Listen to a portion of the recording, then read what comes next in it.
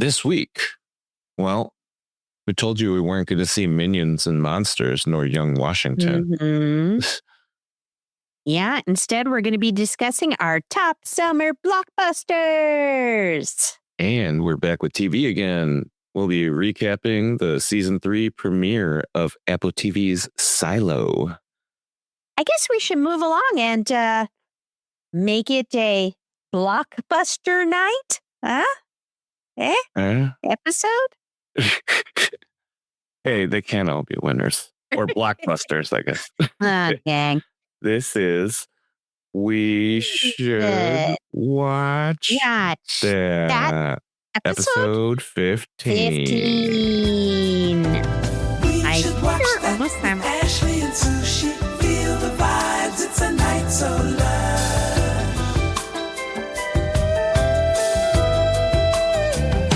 Summertime. It's here. Ooh. Some would say that means, and the living's easy. Or maybe, time to kick back in and wind. Referencing one of the many hit songs from, coincidentally, one of the names most associated with summer blockbuster movies, The Fresh Prince, a.k.a. Will Smith. Summertime. I know we've been a bit vague about what we mean when we say our top summer blockbusters, but since we pride ourselves at being a bit different in the way we review and rate movies, we decided to take the same approach with this special segment. So here's a breakdown of how it's going to go down.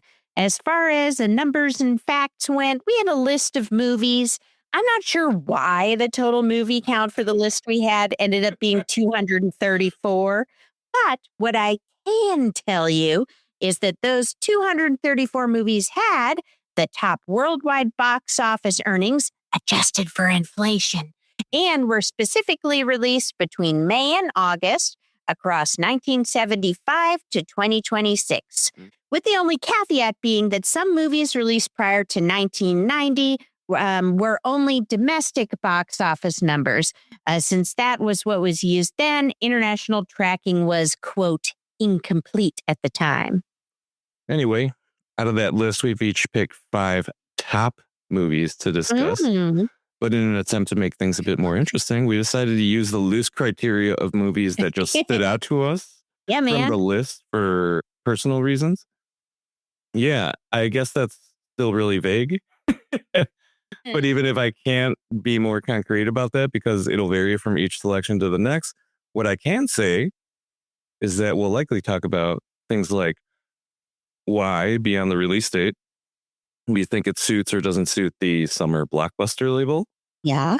Compare our thoughts on the movie at both the time of its initial release and seeing it now in 2026. If it's a franchise film, how has the franchise evolved over the years? Our favorite moments from the film, and maybe even why we think our selections were able to be as financially successful as they were to make it onto this list.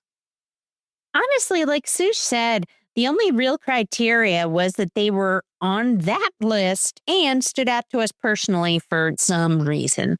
Yep. And with that said, let's kick things off with Ashley's first selection. Yay. I'm going to say in no particular order, but Ashley, feel free to correct me if that's not the case. Yeah, let's go. Yay. Okay, Sushi, I have 4 words for you. Sun's out. Guns out. If you've never seen 22 Jump Street, Channing Tatum spends the entire spring break section wearing a tank top that just says, sun's out, guns out, man. And honestly, that shirt is basically the movie. It's loud, it's stupid, it's weirdly iconic, and it somehow captures everything I want out of that summer blockbuster. I saw this when my parents were visiting in 2014, and none of us could figure out what to watch. So we just kind of like landed on 22 Jump Street, and holy shit, my parents were dying of laughter. You have never seen Keith Bates laugh like this, Sushi. It was crazy. I was laughing so hard, I thought I might throw up. Oh my gosh. It was just one of those theater experiences where the audience is still laughing at one joke while the next joke is already happening. You got the meet cute joke. You got, my name's Jeff. You got Kate Blanchett with the budget. You got Ice Cube. Oh my God. Absolutely losing his mind at the parents' weekend. Yeah. And it never lets up. Yep. Now, looking back, I think I finally figured out why I love 22 Jump Street so much. I mean, yes, it's funny, but it might sound a little hyperbolic, but I really believe this movie understands comedy on every possible level. So let's talk about cast here.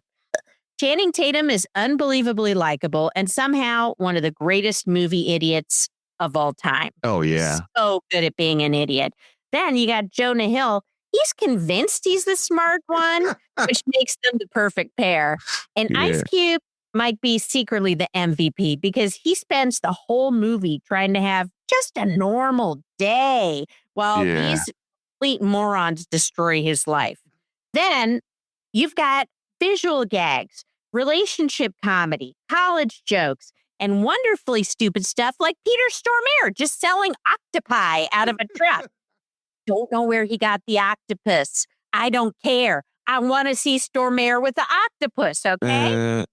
And here's the brilliant part. The first movie, it just made fun of cop shows. Yeah. This movie made the sequel itself the joke.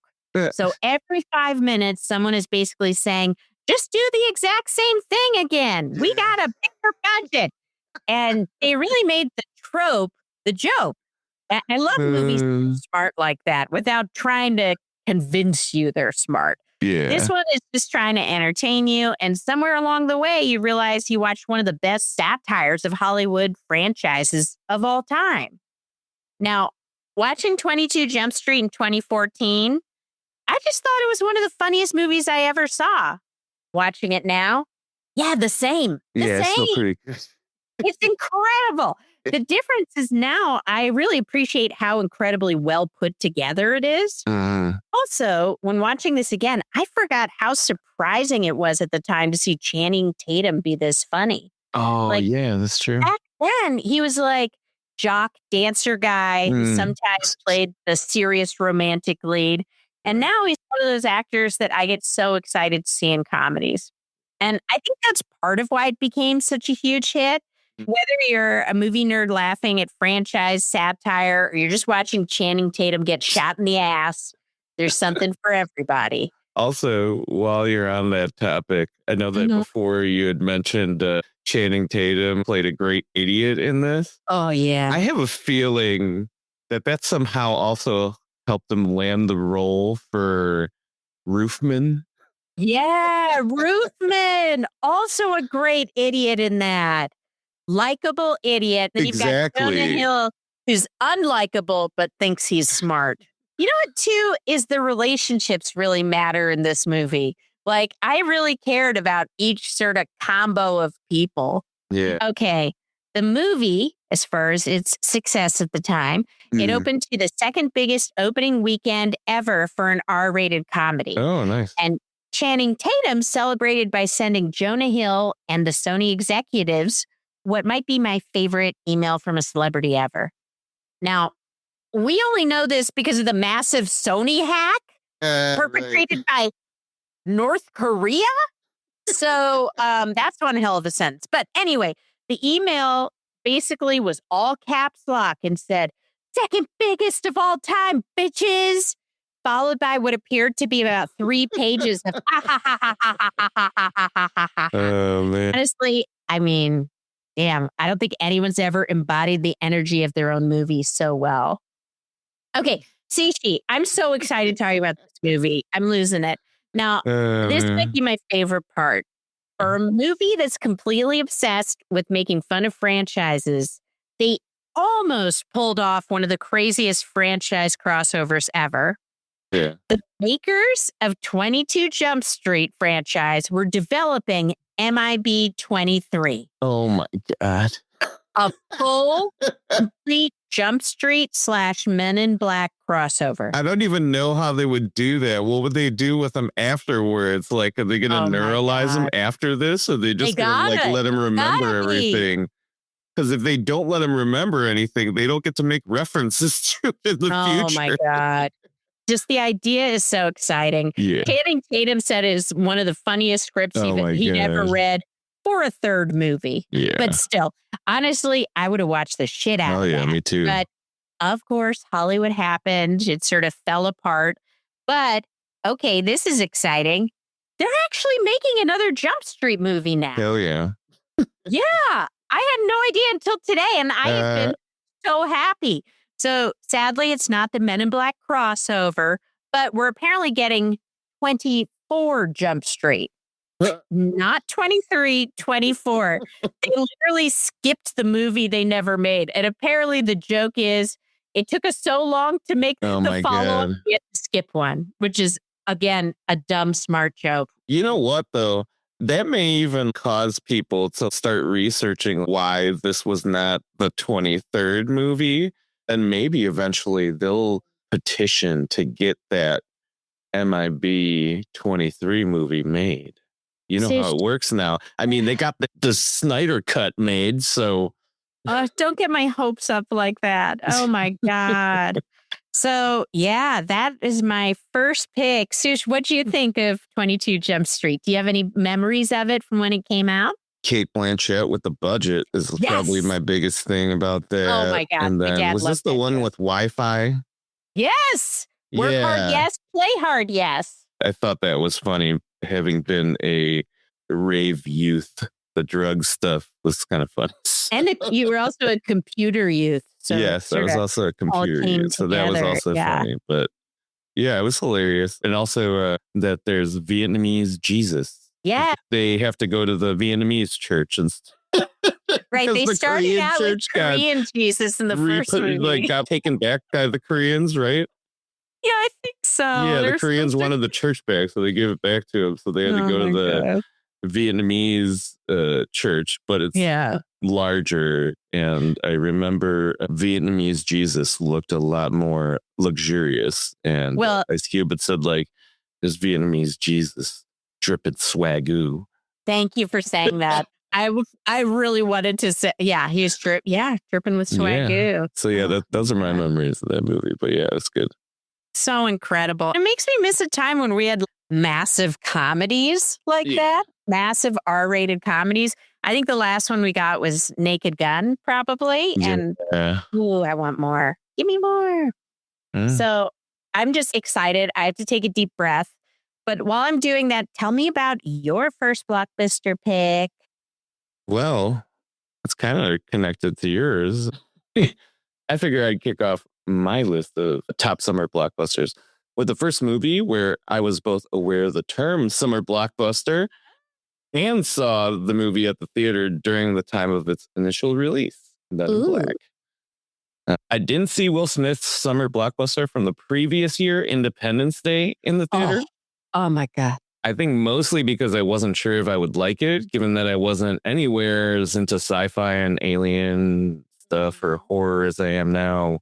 So I don't think I got the full experience of how huge that movie was, seeing it at home. I also don't remember Will Smith making as big of an impression on me in that movie compared to Men in Black.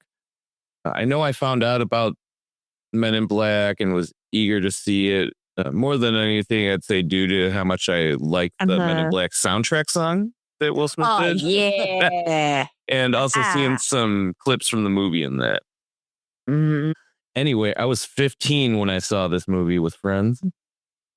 I'm assuming I probably found more value in paying attention to the movie because while I don't exactly remember who I saw it with, I do remember that I hoped they would have had Will Smith's character be a part of the organization Men in Black sooner, or maybe even already in it at the start of the movie. I remember early on, I was really like, damn, man, let's get it moving. When does he get the suit in the little flashy thing? Yeah, those are cool. But eventually I got over it once we start the scenes with his orientation and stuff, because those are just hilarious. The rest of the movie, I was just hooked and along for the ride. Will Smith, he's just great in this movie. Hilarious, plays really well off of Tommy Lee's whole straight man routine. But I'll come back around to him later. For now, let me just talk about the other aspect I loved about this movie. which was just the whole visual style of the VFX, costumes, and props. Mostly because as someone who hates steampunk shit, I do find it slightly amusing that I was so into this. Huh? It's almost like steampunk because it kind of crosses new stuff with old stuff too. I don't know. But I think maybe it's just because the stuff in Men in Black was shinier. Yeah. And steampunk stuff is usually like rusty and brown. So maybe I'm just not into the color palette or something. I don't know. But I just loved how a lot of it was that crossover design from different eras, like having futuristic components in a car from the previous decade. And the design of the furniture and even the MIB office itself was really cool. Hell yeah. But yeah, revisiting what I was saying about Will Smith, even though he'd done the Fresh Prince TV series by this point in his career, rewatching this movie today, I will say I did feel that Will Smith had noticeably less presence, I guess, as a movie star in this movie. But I probably attribute most of that feeling to playing a character that's just learning his role as a Men in Black than actually being new to playing leading roles in movies as an actor. But it was kind of early because what was this, the third summer blockbuster in a row that he put out? I think so. Yeah, because it was like Bad Boys 1, then Independence Day, then this movie. This was the third in a row. So by this point, I think he was getting pretty confident and it's starting to kind of show in this movie. But you can still kind of tell he's like early on in the movie side of his career. Yeah. But regardless, I think this role did more than Bad Boys 1 or Independence Day to showcase how well-rounded he was as an actor. Yeah. I mean, for those of us who know him from the Fresh Prince already, we know that he's dramatic on that and he has the capacity to do really well. But for people who maybe just didn't know, I think this was like a good opportunity for them to see that. With that said, I think, at least for me, this movie was really what marked him being Mr. Summer Blockbuster. Yeah, it was the third consecutive year he had a 4th of July weekend film release. And I think also this was the movie that really got me to look forward to Will Smith being in movies in general for years to come after that. As for Men in Black as a franchise, I mean, I still think it looks cool, at least. Yeah. Even if it doesn't feel as genuine as it did with both Will and Tommy Lee as the leads. I did even see Men in Black International in the theater, and I still watch the 4K Blu-ray at home because it just looks phenomenal. It looks cool. But yeah, I just didn't seem to care about that last movie as much as I did any of the ones before it. I don't have much else to say about this movie, but I will say that I think it really fits the summer blockbuster label well, since it's appealing to a broad audience. Definitely a movie that you could take your family to, or even just hanging out with your group of friends, or even a date. It's really polished. It's fairly original as far as the details go, but not so much as to completely avoid existing character archetypes or stories. Right. Big budget, which definitely applied in this case. And overall, summer blockbusters I always associate with movies that are more entertaining than thought-provoking or deep in any way. Yes. And this is definitely one of those movies. So I think it was a great fit as far as the label. Yeah. And just a really great, super fun movie that I just wanted to start off my list with because hell yeah. I know at some point the picks are not going to be for positive reasons, let's say. Okay. So you got some stinkers in the list. Yeah. Do you have any memories or anything to say about Men in Black, the first one? I mean, I just was obsessed with it. Yeah. I also learned about what is the fair at the very end? The something. The World's Fair? Yes. Okay. I remember being like, oh, the World Fair was in New Jersey. My grandparents lived there. Cool. I don't know why that was a thought that came to my mind at 16, but I was like, I'm connected to this movie in some way. Yeah. I thought it was hilarious. I love all the little dudes who are complaining at the Men in Black office.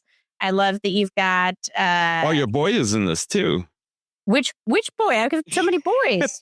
Which is Damn. Oh, Vincent D'Onofrio. Yes, D'Onofrio is in this. Yeah. My God. Vincent D'Onofrio is doing something so grotesque and hilarious in this role. Yeah. He is yucky. I always forget that it's him unless I'm watching the movie from the beginning, because that's the only time where he's really recognizable.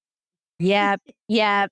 He's great. I mean, I love the whole cast. It's good. And I just... I love 90s Will Smith, man. Yeah, 90s Will Smith was peak Will Smith. Cool. And then you've got Tommy Lee Jones. Oh my God, you've got Tony Shalhoub. It's just great. Oh my God. And the little dog, the little alien dog. Yes. The little... This makes me get fired up. I just want to watch it now. But genuinely, I think it's so funny. I really like the director, Barry Sonnenfeld. Yeah. He's someone who's fun to watch interviews with too. Oh, okay, really cool. Weird, creative guy, but really loved this movie. Yeah. Great first pick, actually. Awesome. I can't wait to see what we talk about next. Yeah, your next pick. Ooh. Okay, Sush. My next pick is continuing on where I talk about the most my summer of summer blockbusters. Okay. So our next one is Guardians of the Galaxy, numero uno. Out of all the summer Marvel movies, this one is my favorite, or at least the one that stole my heart. The weird thing is, I knew it was going to be amazing. I remember sending people the trailer saying, this is going to rule. I remember reading interviews with James Gunn. Even though I've never seen anything with him before, I just felt like this is going to be my Marvel. And I think that's funny that you say that, because really? I feel like Guardians of the Galaxy is the first Marvel film that I really think a lot of women were actually talking about. Mostly because the soundtrack, there was some hint ahead of time that it was going to be fun. You know, comic books are mostly dude stuff. Doodly dudes. Yeah. But Well, it was the this first one where I heard a lot of women were looking forward to it. I don't know if it was because of the raccoon. I don't know. It's because there's a strong female lead that's part of it. That's true. You know, I don't know if it's the soundtrack. But yeah, it could have been any of that. Maybe the tree. I'll tell you what, for me, it's all of it.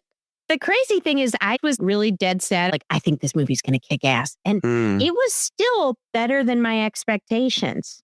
Yeah. I saw it 2 or 3 times in the theater because I just kept dragging people to it. I had a friend in town. Okay, Michelle, we're going to the movies. We're seeing Guardians. And seeing in the theater was such a huge part of it. The soundtrack just engulfed you. It was really loud, really awesome. Then it just took over the summer. I mean, I don't know if this was your experience, but for me, I felt like it was everywhere I went. That soundtrack was at every store, every radio station. The thing that blew my mind is one time I went to Delilah's, my favorite punk rock bar in Chicago, and all these ornery bartenders were playing these 70s saccharine, amazing songs on the soundtrack. Like, damn. And then looking back, I think what set this one apart for me is a lot of summer blockbusters can feel buttoned up. You know, they look incredible. They're loud. They save the world. But you can kind of see the blueprint underneath. Guardians just never feels like that. It feels very messy, but in the best possible way. It's weird and emotional and funny. It's sincere. And it's all those things at once. I think I love it also because the weirdness means something. I know that's something that really connected for me. The soundtrack isn't just there because James Gunn knows how to pick out songs. It's Peter's connection to his mom. She left that tape for him of all her favorites. And then you've got Rocket. He's not just a talking cartoon. Drax, he's not just a big idiot. Groot's not just a tree. Every choice in the movie has an emotional reason to it. They all have real interesting character arcs. The style, too, isn't just decoration. It always comes back to the relationships. Yeah. That's why I cried during the opening scene with Peter's mom the first time I saw it. You've got this big group of weirdos that somehow ends up making an intergalactic movie with a lot of heart and a lot of nostalgia. So it's just a really interesting formula. Also, in thinking about this movie, I forgot how big a deal it was when Chris Pratt was cast in this movie. Oh, right. It's a little hard to think back to where he was then. He was just like a lovable idiot from Parks and Rec. And Marvel's like, okay, we're going to pay this guy to get jacked for the first time and then have him lead a giant space movie. That's a crazy move. And Dave Bautista is so fantastic in this. I'd never even heard of him before, and I was really blown away. You've got Bradley Cooper, of all people, as a raccoon. That was nuts. You got Benicio del Toro looking like he wandered in from an art gallery. It just wasn't the same formula. The one thing that was the same, gosh, kind of a generic villain. Real shame because I like Lee Pace so much, but I don't even care because everything else really works. And I'm curious about your opinion, but I think Guardians really changed Marvel, both because it opened up the galactic portion of the stories, obviously. Yeah. Also, I think up until this point, things were a little more grounded. And in this one, you've got the emotional grounding, but then we've got all the crazy stuff, the space pirates, talking trees, raccoons, all of that. I think it proved that you can make a blockbuster about just about anything as long as people care about the characters. James Gunn manages to do something really unique with the Guardian trilogy. I think it's the strongest trilogy in the series. Part of it is because when you step back, you realize he's not really telling three separate stories. He's telling one story of growth over three movies. The first movie, you're finding your family. The second movie, you're realizing that your past doesn't define your future if you don't let it. And the third one, you've got confronting trauma and moving on. It's pretty insane when you think that this whole thing is just like a crazy outer space talking raccoon movie. But that's Guardians. Watching in 2014, I thought it was one of the most fun superhero movies I'd ever seen. And watching it now, yeah, I think it still is. If you strip away the aliens and spaceships and the soundtrack and the raccoon and the tree, like underneath, it's basically a movie about weird, lonely people managing to find each other in a gigantic galaxy. That's a pretty awesome story to tell. And yeah, it's weird and I love the weirdness, but I think those relationships are probably my favorite part. Yeah, that's true. Yeah. So were you big on Guardians of the Galaxy when it first came out? I was not as big on it when it first came out, mostly because I think most of my movie watching for the MCU, at least for the initial 2 or 3 phases of it, I still wasn't 100% bought in to the MCU because... Oh, no way. We had the whole thing with like Thor: The Dark World, Iron Man 3, Captain America: The First Avenger, which was good, but it just wasn't what Captain America ended up becoming, which I love. And also there was stuff before that. I feel like, sure, you got Iron Man, you got the first Thor movie. That was also a big deal, obviously Avengers, but like Incredible Hulk with Edward Norton wasn't a huge hit. Right. Iron Man 3, some people didn't like. Obviously, Thor: The Dark World, I think, was the first movie of the MCU that was really canned, and even MCU fans kind of criticized. Did that come out for the second Avengers movie? Yeah. Basically, Guardians was the last movie that Marvel put out before Avengers: Age of Ultron. Okay, so gotcha. I think there was still some question, for me anyway, as to whether or not I was 100% bought in. Also, at the time, I was a lot closer to the source material. Oh, yeah, at least I cared a lot more. I think it coincides with the time where I was probably reading comics the heaviest. So I think I just naturally cared more about that stuff back then. And for the most part, I think I was the only one out of my friend group that really cared about seeing Marvel films. Interesting. Okay.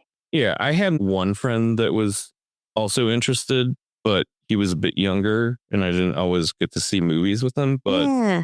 I think most of my friends who are my age or older than me were not necessarily interested in seeing Marvel Studios films. It was more because I was close to the source material. And Okay, interesting. so, yeah, I think it's cool that a lot of people kind of got into Mhm.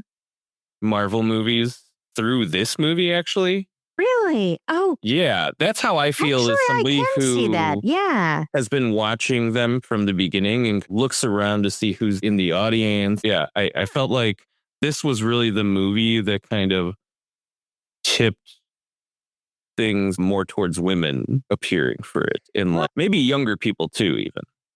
It's interesting. Earlier, I was thinking about the 4-quadrant movie. Do you know that phrase? No. So basically, it's a movie that caters to 4 quadrants. Men like it, women like it, people under 25, people over 25. Oh, okay. Like, I think those I've are heard something along those lines before. Yeah. Yeah. Of those Marvel movies that we were just talking about, the ones that came up until this point, I really agree with you that this is the first one I would say as a 4-quadrant in terms of age and appealing both to men and to women. So I think that's a really strong observation that I hadn't thought about. But yeah, overall, I feel even though I wasn't really as eager to see it, after seeing it, I did quite enjoy it.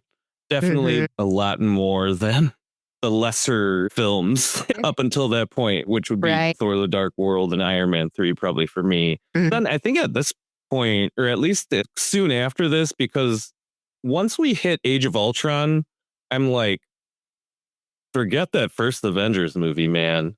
That's like schlock compared to the last one we got. Like, we got Winter Soldier, which updates Cap's suit for God's sakes, finally. And then Age of Ultron kind of rebalances that out. The classic suit elements back, but they're kind of combined with the stealth suit he's wearing for most of the Winter Soldier. So I feel like once we hit Age of Ultron, it definitely started feeling like things were taking off. But as I'll mention later when I talk about one of my other picks, there definitely was a point where I'm like, oh yeah, we're coasting. Yeah. It's like, forget it. They can't be stopped. They literally could throw anything at you. It was like 10 years of this that, certain point in the timeline of the world, in the greater zeitgeist with Marvel Studios, we basically were willing to take whatever at that point that I'll talk about later. But with that said, let's move on to my next pick. Spider-Man 3, which came out back on May 4th, 2007. It's actually one that made it to my top summer blockbusters list because of how much I took issue with it. At least around the time of the initial release. Yeah. It's the third movie in the original Raimi Spider-Man trilogy. I think my biggest issue leading up to seeing the movie was Topher Grace being cast as Eddie Brock, aka Venom. At that point, he was mostly known for being on that 70s show, which I really disliked. Probably an unpopular stance to take at that time. But I think as an angry teenager, I was more bothered by people not being motivated to change the drug policy in our country. Oh my God. Being the way it was at the time, while also seemingly being okay with humor rooted in activities relating to drug use. So sure, I get that they got around censors with the whole having them do the circle shot thing. But yeah, that was kind of my frustration with it. And maybe that carried over to Topher Grace as an actor because he was associated with that show. But honestly, I think my beef was just with him being physically the wrong kind of shape and just not being able to portray the same type of personality and attitude as Eddie Brock, Venom from the comics. All I know is I definitely remember a very specific hatred of that movie even before I saw it. But after I saw it, even though it eliminated any doubt that my hatred was justified, it almost made me come to this realization that as a comic book fan, maybe I needed to know when to stop making excuses for movie studios. Ooh. For context, at that time, Marvel properties in the movies outside of Spider-Man weren't really delivering their best. Yeah. We were getting releases like Daredevil, Elektra, Oh boy. and the Fantastic Four with Jessica Alba playing Sue Storm, Invisible Woman. DC actually almost seemed more promising at that time, given that Batman Begins had come out a few years prior, and The Dark Knight would eventually come out the following year after this. While I'm on this topic, though, I did want to mention one interesting realization that I came to while I was researching this stuff. And it's not exactly something I haven't known, but I didn't realize how big of a deal it likely was at that time, which was that in 2008, Iron Man managed to have the largest opening weekend following Indiana Jones and the Kingdom of the Crystal Skull and The Dark Knight as far as that year in 2008. Dang.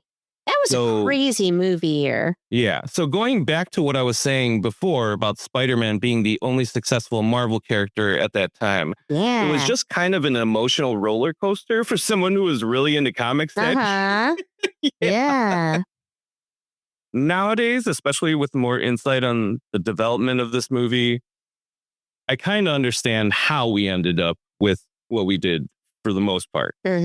Yeah, it's honestly just hard for me to understand what could have led to the whole Peter being an unconvincing ladies' man after being taken over by the symbiote, and also why they kept allowing Kirsten Dunst to sing in this movie. But I kind of have a better understanding at how the casting and story ended up being what it did. Oh, okay. And I at least feel like I can at least see the value in Spider-Man 3 as a movie alone, even if it's a lot harder for me to see its value as a comic book movie specifically. This was the movie that basically marked the end of the Raimi-verse, as some now call it. Oh, yeah, I guess so. And yeah, for people who don't follow comics, it kind of ushered in this era where Marvel Comics felt obligated to push characters that Marvel Studios own the rights to. Oh, right. Like, there were clear combined efforts between Marvel Comics and studios to prioritize the Inhumans over the X-Men. Oh my God, because the Inhumans. Marvel Studios didn't own the rights to. I have to assume Sony was at least more open to having conversations about partnering for movies than Fox did, since I don't recall Spider-Man titles being as deprioritized for the comics. Yeah. And eventually, after the 2-movie run of the Amazing Spider-Man movies starring Andrew Garfield, they did come to an agreement with Marvel Studios to let them use Spider-Man in some movies. Even though I don't necessarily associate this movie or other comic book movies up to that point with their summer blockbuster status. Even if they meet the criteria, I think what comic book movies became, especially as the MCU grew and we got more and more movies from Marvel Studios, then DCEU stuff with Zack Snyder kind of running the greater timeline for live action movies there, really did end up fitting the typical characteristics we associate with summer blockbusters, like big studio, backing, wide appeal, all those kind of elements. So moving on to my favorite or least favorite moments of this movie. I think they're pretty obvious since I've mentioned them already, and they lean heavier towards least favorite, I would say. First, the least, the casting and characterization of Eddie Brock, Venom. Yeah. No, I'm not going to say much else about this. I think I need to be clear that Venom is actually one of my favorite Marvel Comics characters. Maybe even was my favorite for a long time. I'm not sure if I actually have one anymore. I think that has a lot to do with why I felt how I did around the initial. Second least favorite moment, Kirsten Dunst singing. But I will say that upon a few rewatches since the initial release, I'm starting to feel like the reason why I felt the singing was so bad was intentional. Part of me has started to agree with others that have argued that it might have, since her character in the movie gets let go from the show that she's so yeah, something to think about. And the third least favorite moment was just the whole thing with how they treated the black suit or the symbiote. Oh, yeah. I didn't like how it basically was just a monochrome version of the existing Spider-Man suit from the movie. Oh. Yeah, I mean, I was obviously more of a stickler for comic book accuracy back then, and I wanted more plain black suit, I guess. I will admit, even if I found Venom to be too slender for my taste, I did think some of the CG showing Topher's face in the symbiote suit looked kind of cool. Cool. And then I will say that my favorite, or the most positive aspect of this movie for me was the Sandman story arc. Oh, yeah. Yeah, I think if I were to highlight any aspect of this movie being a positive, I could admit it was likely that story arc.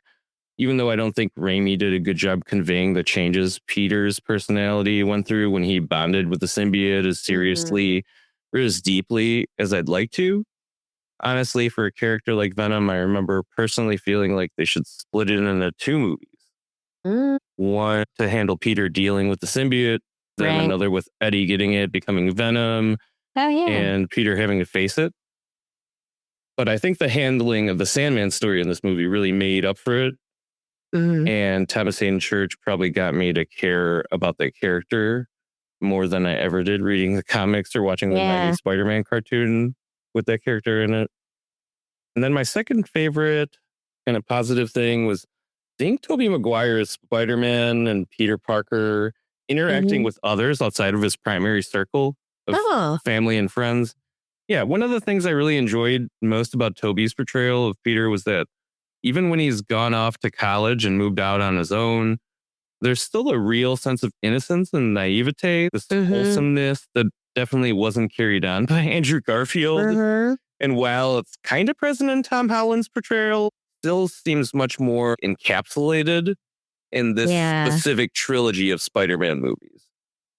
But I think at this point in the evolution of live action Spider-Man and comic book films, overall, I actually feel like I enjoyed the Raimiverse and Tobey Maguire in the Peter Parker Spider-Man role over Andrew Garfield. I mean, admittedly, I think Garfield was too cool of a Peter Parker for me. Yeah, he was pretty cool. But yeah, even with that said, I'll say that Tom Holland is probably the best portrayal of Spider-Man I've seen across live action and animated films. But yeah, this pick was more of a standout because of how strongly I felt about it at the time. And I guess it kind of did just maybe make me feel unhopeful about Marvel-based movies for a while, but that was quickly changed because the following year was Iron Man. So yeah, that changed real quickly. Once Marvel Studios was established as a thing, there's no way that I would ever worry about anything again that at least they had their hands on. So and I have to say, this is the Spider-Man movie that I have the least memory of, probably, of the series. It's probably a good thing, though. Yeah, I think so. Because, the first one, it's the first one. The second one, is that the one where he does the beatnik snapping while walking down the street? No, that's the third one. Oh, never mind. I love the third one. No, I just love that scene. But these movies were so strange because at the time, I remember them talking about how advanced the special effects were. And I think that was my initial awareness. Yeah, and I remember the second one, definitely. Yeah, the first one I remember seeing and just thinking, well, they don't look like they have any weight to them. Then the second movie had changed a lot. And actually, my second uncle, I don't know, used to run a special effects magazine called Cinefex. And I remember that they had a big, I think like more than 10-page spread all about the different effects.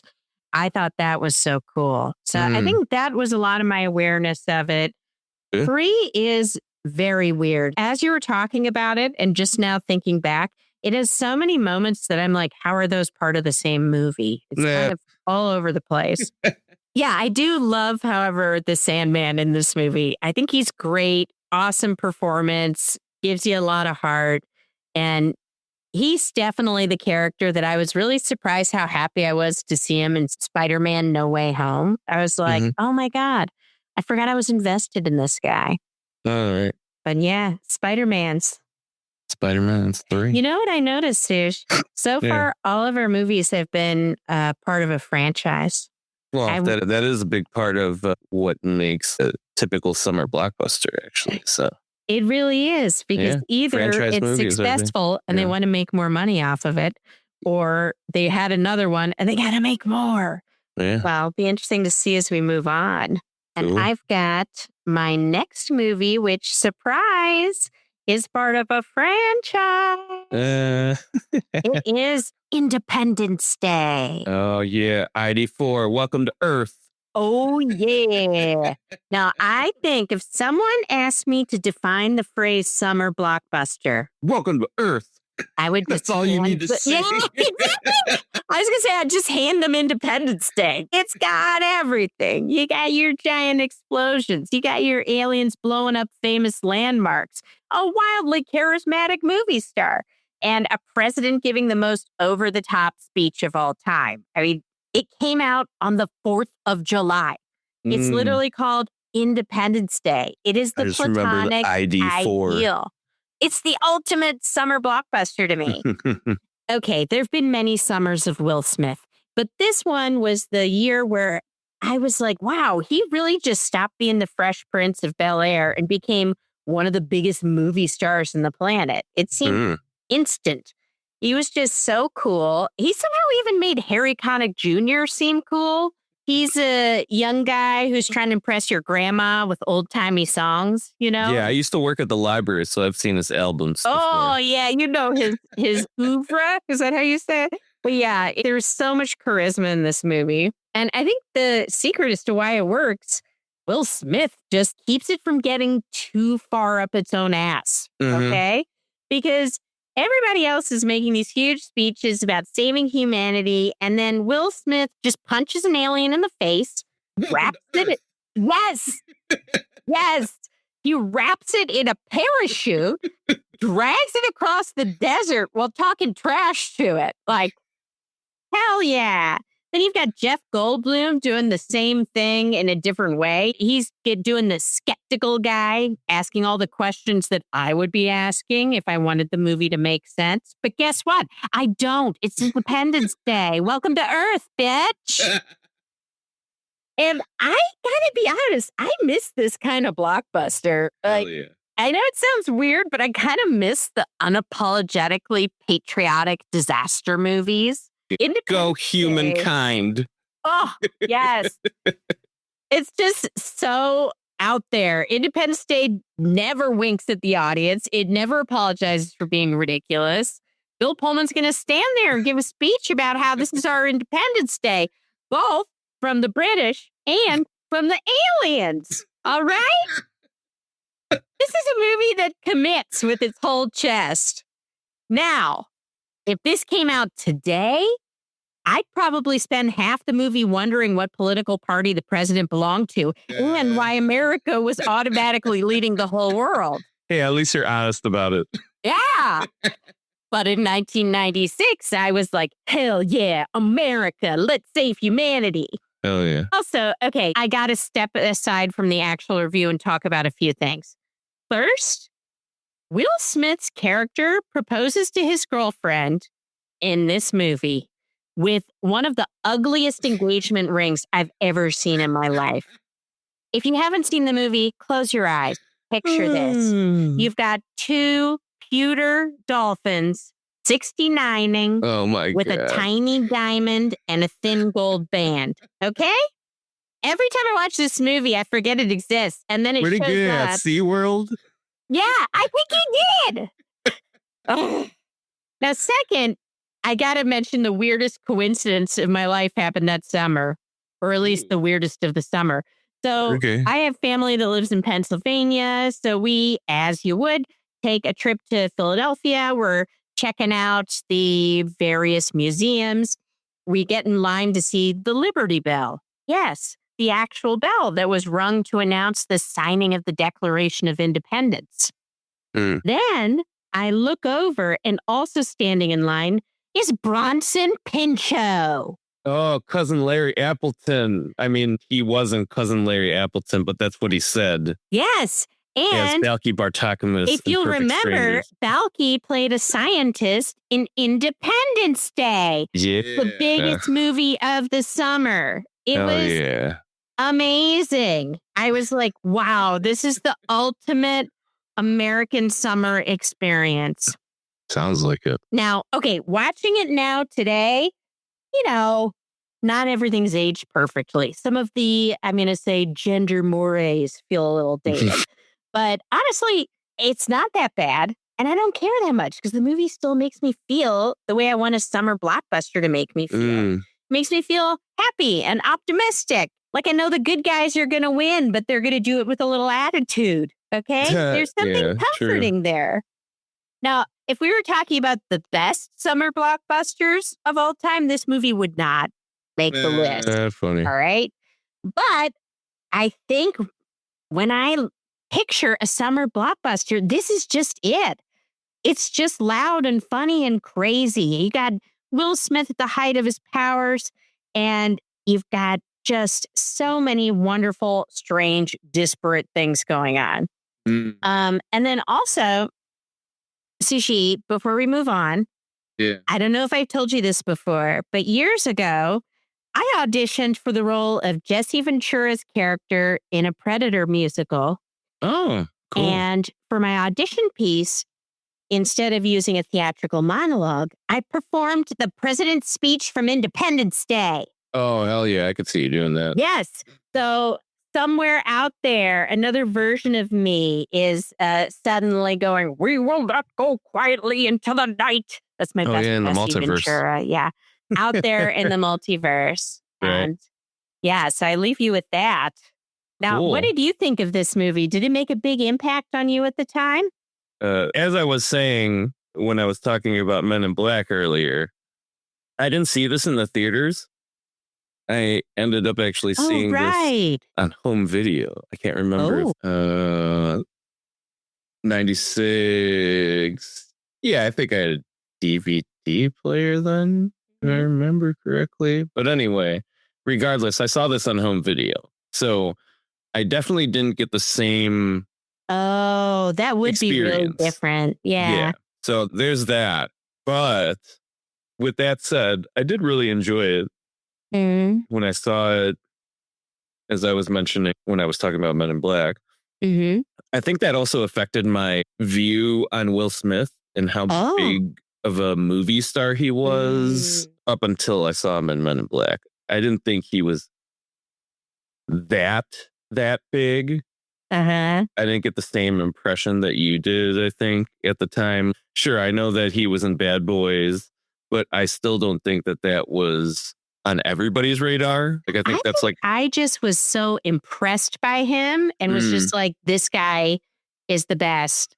I think this guy's going to be massive. It was like a precipice. Yeah, I think it was mostly because there were so many other big names in that movie. I know Will Smith had top billing on it, but I also felt like he didn't have to do nearly as much as he would as a lead in a different movie. The charisma, though, Sush. No, but I'm just saying that's why I feel like it wasn't. Like I don't have the same kind of memories about Independence Day. I will tell you what memories I do have. Once again, welcome to Earth. Yeah. And then also, I do think that there definitely ended up being a stranger than fiction moment that Randy Quaid played a crazy conspiracy theorist type person, I guess, in this movie and in real life, and is becoming crazy conspiracy theorist person. So yeah, that is one thing I think I'll always associate with Independence Day, and will always give me a reason to kind of remember. Roland Emmerich was like, I think this guy's going to lose his mind in 30 years. Let's have him test out his material now. Yeah, I had no idea. It's not like I had the foresight that it was going to happen based on his role in this movie, but I do think it was interesting how that's just becoming the situation. Cool. Independence Day, ID4. I do definitely remember the promotion stuff. It was crazy all over the place, man. Yeah. So, Sushi, what you got for us next? Oh, well, from a war between humans and extraterrestrials to another movie that has war in its title, my next pick is Captain America: Civil War. Yeah. Released on May 6th, 2016. Mm-hmm. This movie made my list more due to its significance in my personal life and maybe comic book movies overall than any feelings specifically about the movie itself. Oh, okay. So I'm just going to apologize ahead of time if I don't spend as much time talking about the actual movie when I get into it. Mm-hmm. But the release of the movie took place during my most recent run of consecutive years. I'd say probably between 2013 through 2018, where I kept up with several comic book titles across the two major publishers, Marvel and DC. And I can definitely say that around the time of this movie was probably the time in my life where I was spending the most time in a given day reading comics or consuming other media where it was the main topic or involved in discussions about comics, either in person or online, and attending cons. Also, I likely won't forget that all relating to this movie specifically, because my second screening of this movie during the initial release was with some employees and regulars at the comic shop I picked up all my weekly pulls at. Since we saw it as part of a going away party for the comics manager there at the time, I actually credit that guy for making my return to reading comics really easy. As far as what I thought about the movie specifically, though, leading up to and seeing the movie during the initial release, which I think I ended up doing maybe 4 times when it was in theaters. And I don't just bring that up to show how obsessive I am over Marvel Studios releases, but because I recall feeling notably different about the movie across at least 2 of the viewings. That didn't surprise me, though, since I definitely assumed and found out that the Civil War that we got in the MCU just felt a lot smaller than the one that took place in Marvel Comics. Oh, okay. Yeah, in the comics, for people who don't know, Civil War involved pretty much all the superheroes across the main Earth 616 Marvel Comics universe. Third parties that tried to stay out of the conflict and not take sides. But in no way did I feel like the comic story was as small as we're going to have Baron Zemo orchestrate a plan that eventually leads to the Avengers disagreeing over whether they should let the government oversee them. And somehow that leads to play fighting it out at an airport. But really, all as a setup to finally just drop the bomb of revealing Bucky as the killer of Tony's parents. Oh, man. You know, even though he was clearly under mind control. Right. And then have the Avengers not getting along so we can rebuild and have them reunite, grow with the addition of new allies, and then eventually take on Thanos a few years in the future. Initially, I felt a bit dismissive about how much Civil War as a movie would mean to me, given all that. But I think ultimately, this also became the movie where I kind of came to either understand or maybe give in or accept that comic book movies would likely always require some sort of compromise when adapting the source material from the comics. Nowadays, I think I appreciate this movie a lot more, mostly because it really was, like some people say, an Avengers movie disguised as a Captain America movie. Yes. Yeah, I mean, it was in scale huge when compared to the Avengers and Captain America movies before it even. Right, that's true. As far as the MCU as a franchise, I think this movie was definitely near the start of when I felt Marvel Studios was able to just coast with their releases. While there might have been holdouts and arguably bad movies in the few years prior, I feel like this movie and all those that came after it up until Endgame were at least fairly well made. Yeah. So moving on to my favorite moments in this movie. First is the opening scene with Steve and the newer Avengers working as a team. Man, what a great way to kick off the movie. I mean, this is a fucking Avengers movie. I know. Again, only a Cap movie by name. We literally only had a break with Ant-Man between this movie and Age of Ultron before it. But here we are now with the whole team opening the goddamn movie. So cool. The next favorite moment of mine is basically any scene where the focus was on Bucky and Steve. Yes. Yes. These characters are true BFFs in this movie, and each of these guys provides some of my favorite hand-to-hand combat and action scenes in this movie. Mm-hmm. Related to this, I also thought it was nice that we kind of got a preview of what becomes the great and definitely hilarious partnership between Sam and Bucky Yeah. later on in the Falcon and Winter Soldier series. The next one of my favorite moments was just the introduction of Black Panther. Oh my God, yes. I honestly thought he was 100 times cooler in the MCs than in the comics. So cool. Man, Chadwick Boseman really was a great T'Challa. Yeah. And Marvel Studios costuming did a great job with that design. Yeah. So Same goes cool. with the costume for Spider-Man, which is like the next thing that I wanted to talk about, whose introduction scene was definitely one of my favorite moments. Like, it's the first time I really feel like Peter is a teenager, not someone in their 20s 100%. or older playing a teenager, but probably because Tom Holland was still 19 at the time. Aw. And then my absolute favorite moment, and I think the one that really got me to just be okay with the compromises that sometimes need to happen with these comic book movies, was the climax of the movie where Cap is shielding himself from Iron Man's repulsor blast. Ooh, That shot is taken straight from the cover of Civil War #7. Oh, cool. That was drawn by artist Steve McNiven.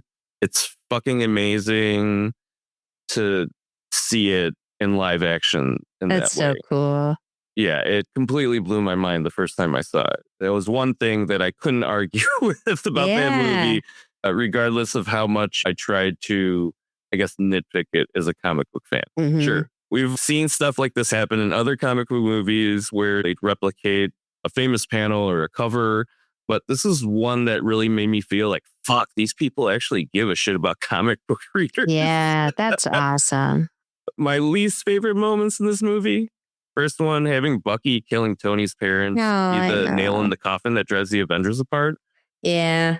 Through Steve and Tony and all the other heroes choosing to side with one of them or the other, and then revealing it as a scheme by Baron Zemo. I think I'm more accepting of Zemo's MCU character, at least now. I think what bothers me most about this plot thread is mostly how easily Tony seems to use Bucky's killing his mom as justification to immediately attack him and Steve.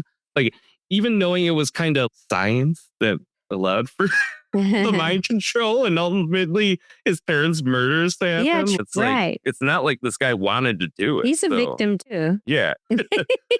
Next thing was, while I understand it's because he's only appearing for the first time in this movie, I think throwing out how important Spider-Man's involvement from the comics and having him just be Tony's young recruit because they both love science kind of limited the potential depth of this movie.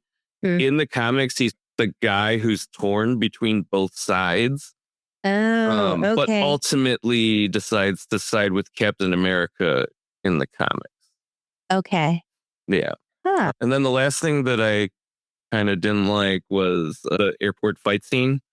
Honestly, it seemed way too much like, let's dump out all the toys on the floor and let them all fight. Like, why even do this? Why don't they just decide who to side with based on personal ideology and then wait for something to actually happen before they start fighting instead of having a stupid play fight? They literally talk about pulling punches and shit like that. For a studio that's seemingly taken pride about how down to earth the heroes are in the MCU, how real life the scenarios that these heroes deal with feel outside of the use of superpowers, it just feels weird to have superheroes play fight when maybe they should be standing by for a real threat. But you know what? I was so giddy seeing that in the theater the first time. Yeah, I mean, it's cool. Scene. It definitely is. Yeah, let's lay all the action figures out. Display them all out. It's a visual way of showing alliances. I wouldn't be surprised if that's the main reason, story-wise, they figured it out. Yeah. No, I understood the point behind it. I just feel like, as somebody who read the comics and how much that meant to the overall Marvel comics timeline and how much smaller this seemed in scale and at least in reasoning, I think it was just those kind of things that bothered me, if anything. But overall, I do think the movie was great. And looking Yeah. back now, I definitely feel like it's one of the better Avengers movies. Yeah, I love that movie because sort of the central stories, Tony and Cap. I do think I really agree with you that the thing that sets it off, I wish it was something else. Yeah. But I do think that both of them are very good at loving each other, as colleagues, as people, but coming to this conflict and seeing the way how disagreeing with someone can completely change how you feel about them. And just all the side characters. And oh my God, like you were saying, just Black Panther is incredible. Oh, and my Ashley's stunt corner. The Captain America and Bucky scenes where they have those fights were primarily choreographed by 8711, the stunt team that now is a production company that makes the John Wick movies. And Captain America actually during this phase was played by Sam Hargrave doing his stunt double, who went on to direct the Extraction movies. Oh. So just a little fun fact for you there. Cool. Thank you. You're welcome. Okay, well, moving on. I have another comic book movie, but we're moving over to the DCEU. It was. I don't think it was the DCEU. I don't think there was anything at the time. It was just a Batman movie. Yes. Yeah. So my next movie is The Dark Knight. Cool. So this one, now this might be a stretch, but I was thinking about it and I was like, damn, most summer blockbusters get to take over theaters for one summer. But for me and for the people of Chicago, The Dark Knight took over an entire city twice. Yeah. So the first summer of Dark Knight was 2007 when Christopher Nolan turned Chicago into Gotham while they were filming. And then the second was in 2008 when the movie came out and Batman was just all anyone could talk about. I've never really experienced a blockbuster in that way before.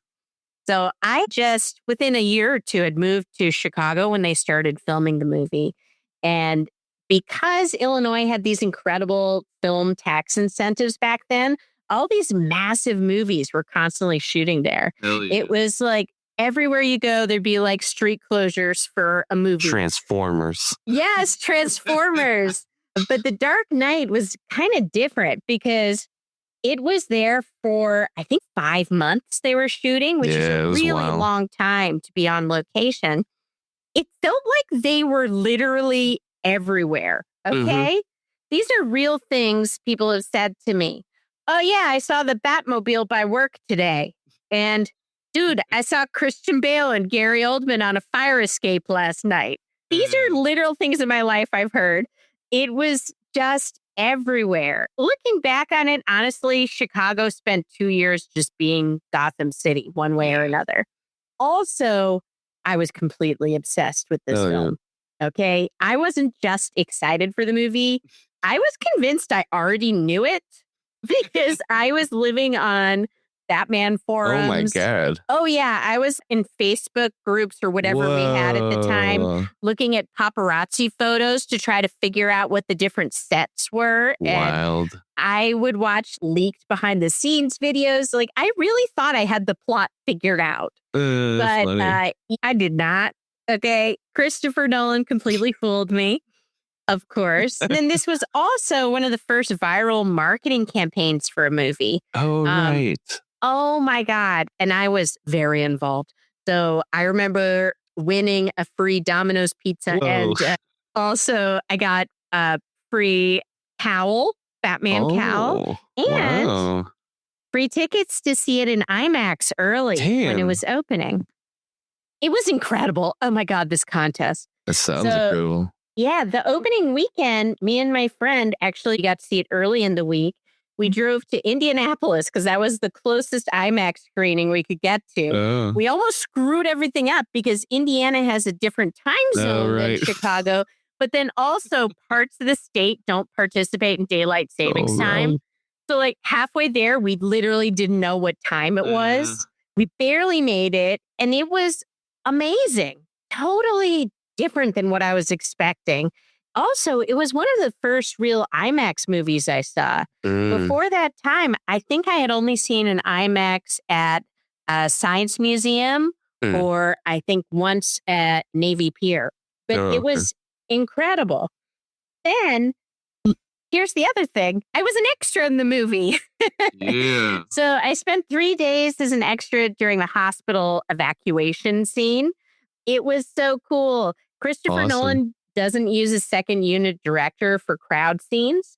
So he literally would be pointing at us and being like, more intensity. I got to see Heath Ledger walking around in his nurse uniform, smoking between takes. Honestly, it was an amazing experience. So then the movie came out. All of this happened, all of this interaction, all this investment happened a year before the movie came out. And it was incredible. It really was. It lived up to the hype and more. It wasn't just a superhero movie. It felt like a great movie. Heath Ledger's Joker is obviously incredible. The opening bank robbery is still one of the best opening scenes ever filmed. And the whole thing felt a lot smarter than anything else in the genre. The one thing I still don't love, however, Rachel, man. Rachel! Christopher Nolan, listen, he has many positive qualities. One negative is I really don't think he knows how to write for women. And let's just say I was a little more relieved than devastated when her character exited the movie. But looking back, I think Dark Knight raised the bar for superhero movies.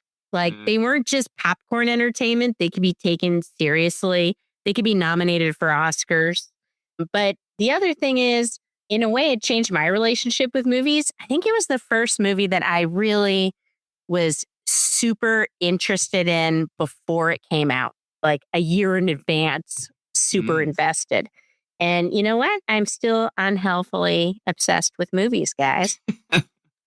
Yeah, it is so cool because also I've always associated Chicago with Gotham. I think a lot of people do. But even before the movie, I remember when I first landed here, when I first visited, I was like, whoa, it was nighttime. It was raining. You see the city. And I was like, this is Gotham. So it doesn't surprise me at all that they made it here. And yeah, I just love this movie for so many reasons. Awesome. Yeah. What do you think of it, Sush? Where were you in your comic book and comic book movie journey at the time? Well, I think the two things that I just wanted to definitely mention is one, after this movie was made, Gotham City was used as a nickname for Chicago. Sometimes I know as a DJ, there's definitely been some dance music events that I've seen that have been called Gotham or something like that. And they have Batman themed or Dark Knight themed type flyer. I love it. Other than that, I think what's interesting is, and just so the people listening know, this is way before we started dating. Oh, We could have crossed paths on this movie if a few things had gone differently back then. Because at the time, I was aging pretty heavily, leaving town probably, I would say, every other week or so for a gig. But what was interesting is that I was actually contacted about being an extra in The Dark Knight. Oh my God. Because of a booking, I couldn't make it. Then I ended up referring my friend Phil to be in the movie. And he actually ended up being one of the extras that played the guys on the boat. But I think oh my God, the tough guys. Yeah, we watched it in the theater and I think he already knew maybe by then that his part was getting cut. At least in a way where you wouldn't see him. Oh, so, yeah. You almost never sucks, see yourself when you're an it's extra. It's just kind of interesting that I almost would have made. There's a couple of those. Yeah, that's amazing. Yeah. But yeah, that's cool that we both were. Well, you actually were an extra, and I almost was an extra in that movie. But beyond that, this also came out around the time of my birthday of that year. So, man, I was pretty hyped. I definitely saw it the day it came out. I think at the time, the AMC at Rosemont That used to be a theater called Movie Co. It was kind of like the first luxury theater in the area. Oh, they so I just started remember- serving booze around that time. Now it's standard, I feel like. Yeah, I remember seeing it there, and I'm like, hell yeah, I'm going to see it in the Premier Lounge, which you get to watch it over everybody else who's sitting in regular seats below. I thought that was cool. But yeah, I absolutely love the movie. I was already bought in because of Batman Begins, but this movie definitely made me feel like, damn, man, just keep making. But that's a good segue to my next pick, because I don't know if I feel the same way about this franchise as far as going like keep making them. Oh my gosh. But that's okay, because we're coming actually to the end of that. So yeah, moving on. My next pick is F9. Oh, colon, the Fast Saga. Oh my God. Which was released June 25th, 2021. Yes. I nearly forgot how stupid this specific Fast movie is. Honestly, it was almost important to me that I include this in my top summer blockbusters list, purely based on how well this movie provides insights as far as the upper limit of ridiculousness I'm willing to put up with before I call a movie trash. Oh my God. I don't know if I'd really call it a fine line or any cliche like that.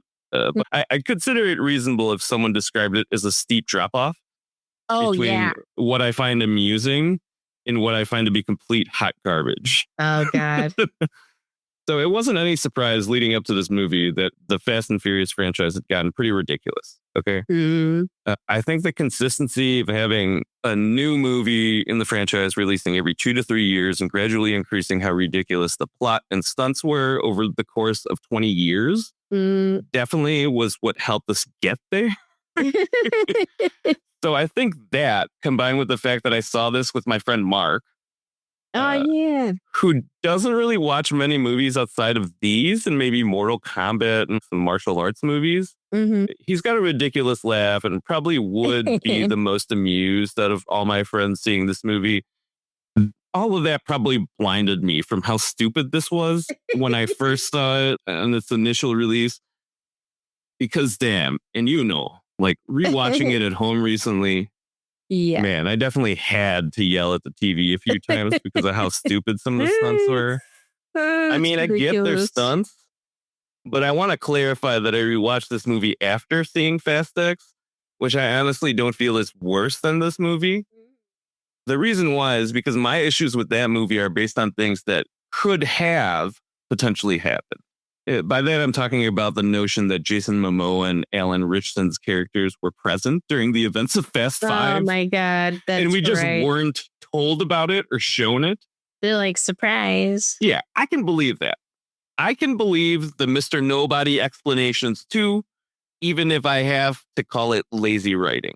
But goddamn, man.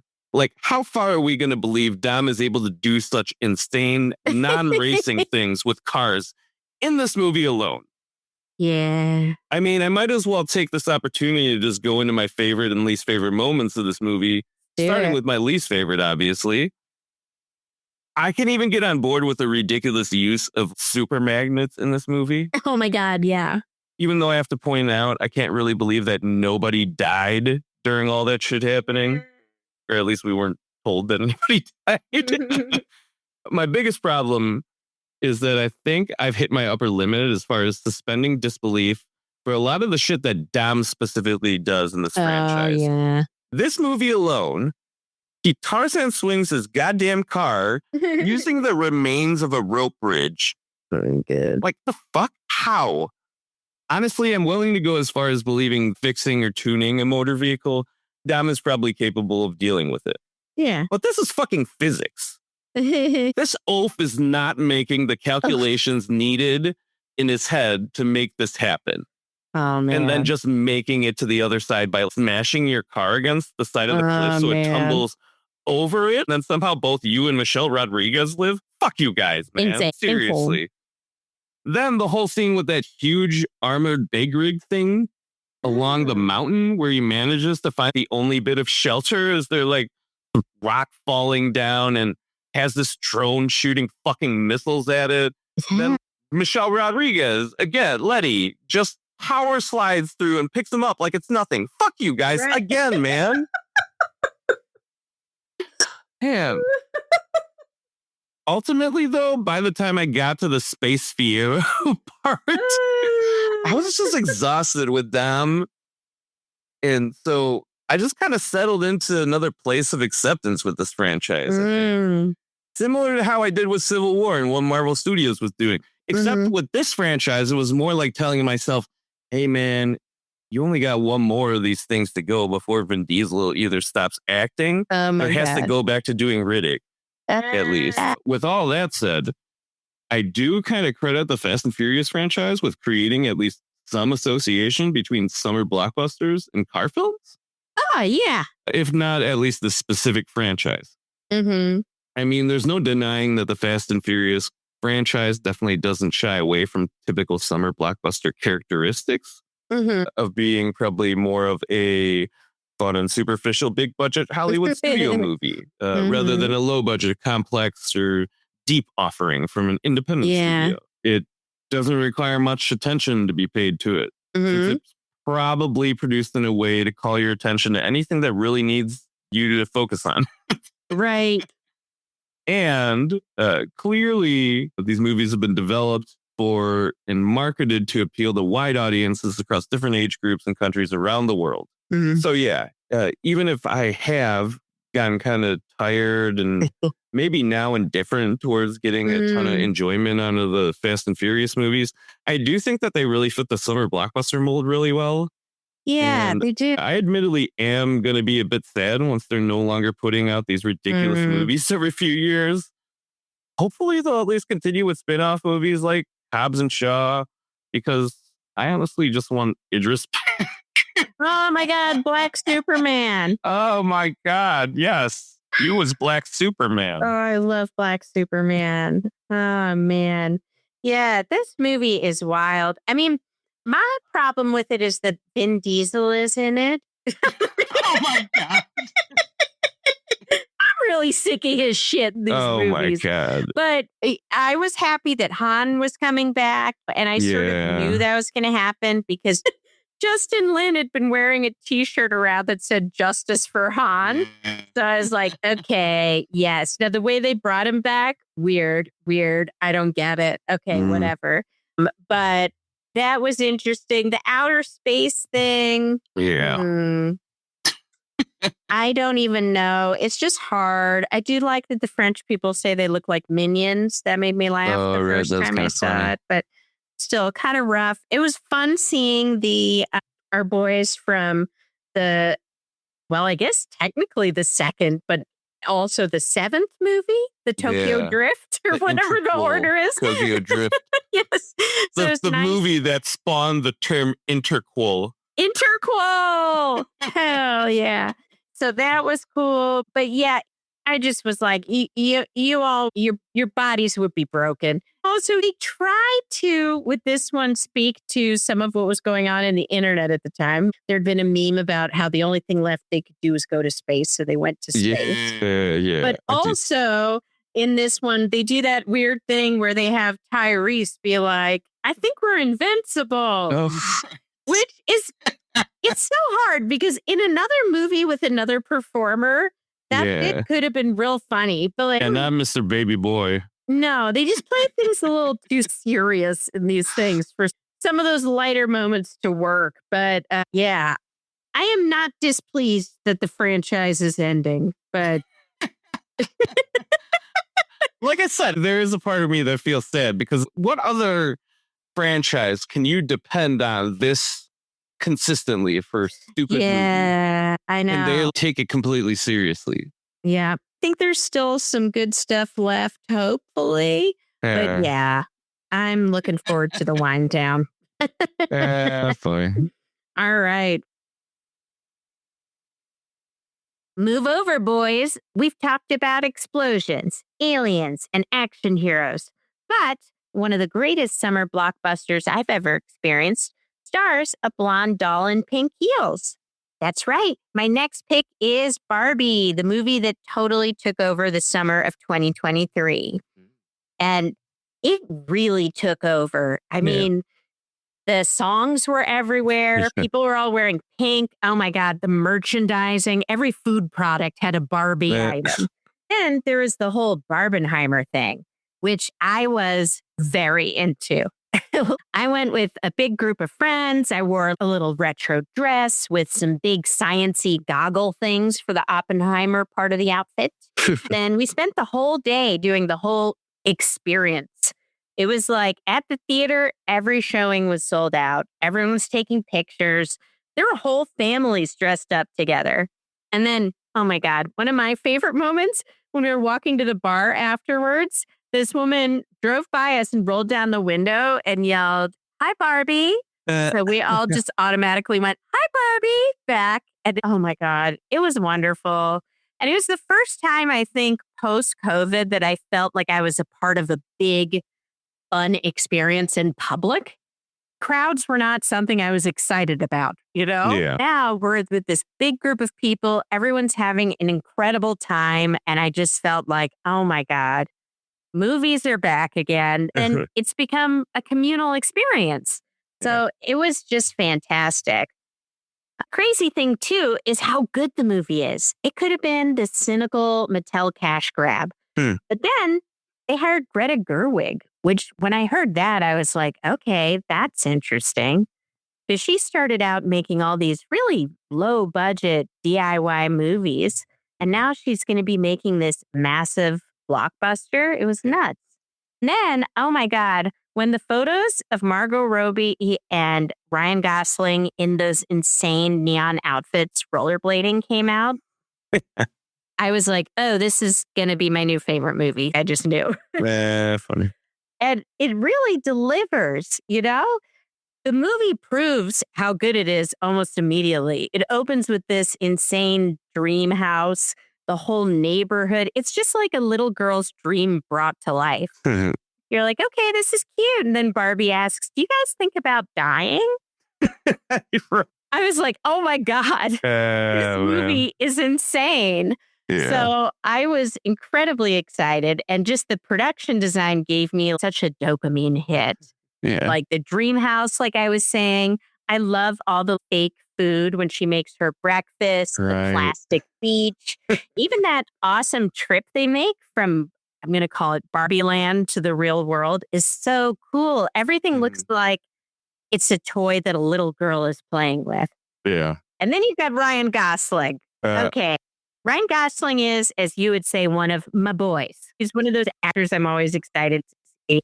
And he is so good at being this idiot. Like, yeah. completely like such a dumb doofus. He plays like this overexcited puppy dog that he discovers the patriarchy and thinks it's the greatest thing in human history. I'm like, oh, that's kind of sweet that they make us okay with it because he's a puppy dog. And, oh my God, don't get me started on I'm Just Ken. Sushi can attest to this because I literally sang it around the house so much that he banned it. Like I wasn't allowed to listen to it or sing it anymore. I agree, though. It was too much. I did go overboard. But here's what surprised me. I expected a movie that was going to be centered on girlhood. But what I didn't expect is it was going to be a movie basically about becoming human. I mean, literally becoming human. And I don't think it's really a coming of age story. It's almost a coming of human story. Because Barbie has to reconcile with this perfect plastic world with the messiness of reality. She has to sort of go back and forth between both. And that's what growing up is. Learning to live with vulnerability, discomfort, sadness, fear. That's something that everyone has to do. And I think Margot Robbie really does a beautiful job showing Barbie's growth. She starts out the movie all happy and naive. Then she's confused and horrified by the real world. And then finally, she becomes this vulnerable yet self-assured woman. And she doesn't have it figured out completely, but she chooses to embrace that uncertainty. And I just think that's fucking beautiful. And also, oh my God, when people talk about Barbie, there's one scene I think everyone remembers, and that's America Ferrera's monologue.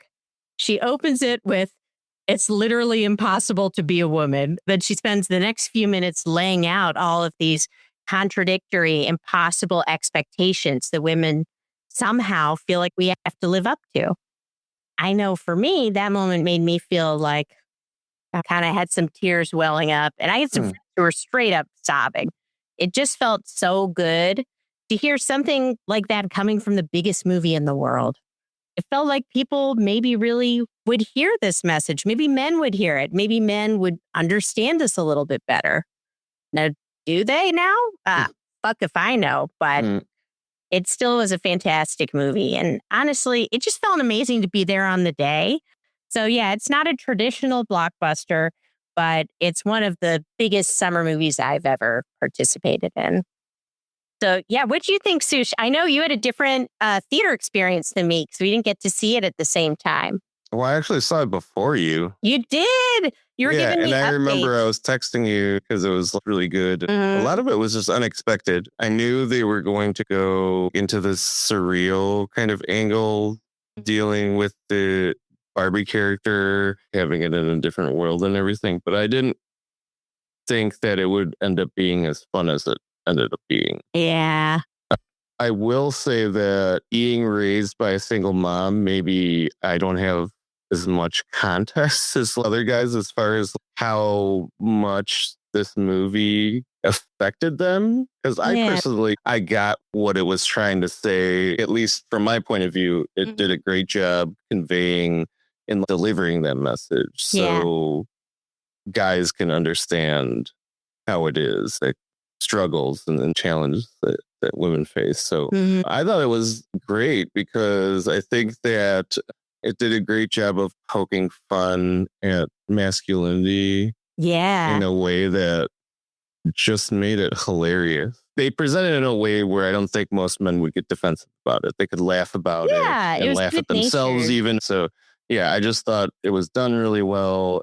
But I do ultimately think that it was just, it was a lot wilder. It was pretty wild. Yeah. Yeah, there are moments in the movie, especially, just off the bat with her being like, "Hey, do you guys think about dying?" Oh my God, I love it. The moment that happened, I was like, oh, okay, I kind of know what movie this is. It's going to be one of those movies where it's like, shit is crazy, but it's going to have a message and it's going to have some heart. So yeah, it definitely did deliver that. And I think it was a unique summer blockbuster because it had less experiences in my childhood of my family going to see movies. So maybe you could tell me, but for me, this kind of felt like it was the first summer blockbuster that I felt was really directed towards women, or at least they were the primary audience for it. I don't know. The only other I can think of that might be like that is Ghost, but I mean, that's like another wide appeal. I mean, that's a really good question. You know, I mean, Legally Blonde is maybe the biggest I could think of. That's a really good one, but yeah, it's rare. Yeah. Oh. So what do you have for us next? Well, moving on to my final pick for top summer blockbusters. I know I love joking around and laughing about movies and the experiences we've had seeing them. But I really think working on the summer blockbuster segment has reminded me about the more meaningful memories that I've associated with the movies over the years. So I really wanted to end my picks with a movie that's been in my ongoing personal top 5 movies of all time. And probably one of the first movies to really make me realize how much I loved or could love the medium. Terminator 2, Judgment Day. Oh my God, yes. Which came out back on July 3rd, 1991. Thinking back, I kind of marked this as the end, or at least near end, of the whole parents overlooking violence and entertainment thing in the U.S.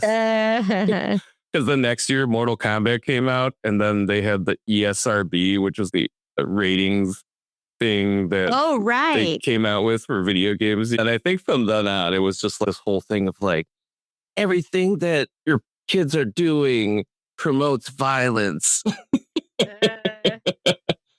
But yeah, I mostly bring that up because this is an R-rated film. Uh-huh. But I remember back then, movie theaters didn't really care to card kids who were able to make it to the movies on their own, which was basically all of us. I mean, if you could take a bus, you could make it. So even my own parents, that includes my mom, who later started believing reading comic books caused kids to want to get into fights. Oh, no. Didn't seem to really care about violence in the form of hand-to-hand combat or guns in movies back then. Oh, all right. Anyway, getting back to my experience with T2, I should probably first mention that I didn't see the original Terminator movie in theaters because I would have been 2 at the time. And I remember actually seeing it after I had seen this movie, probably on network TV during some weekend afternoon.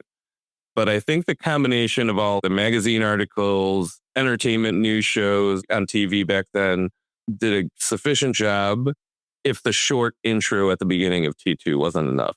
So I in no way felt lost seeing this movie. I remember going to see it around my birthday, probably during the second or third week it was in theaters. Now, at that time, my family mostly only saw movies at the discount theaters.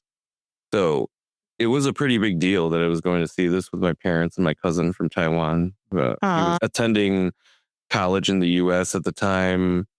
So we were all seeing it pretty soon after it premiered. It's probably the movie that I saw closest to the release date at that point in my life. So, oh, cool. I didn't know that. It was a big deal. Even with how bad the seating was back then. I remember being completely blown away. And I kind of credit it with being one of the first movies that I saw as a kid that really got me interested in movies, like I was saying before. My parents were both Taiwanese immigrants. So the Western movies that they were exposed to growing up were already limited to big studio films that managed to somehow make it overseas and get translated, which I assume probably affected the popularity of film back then for them.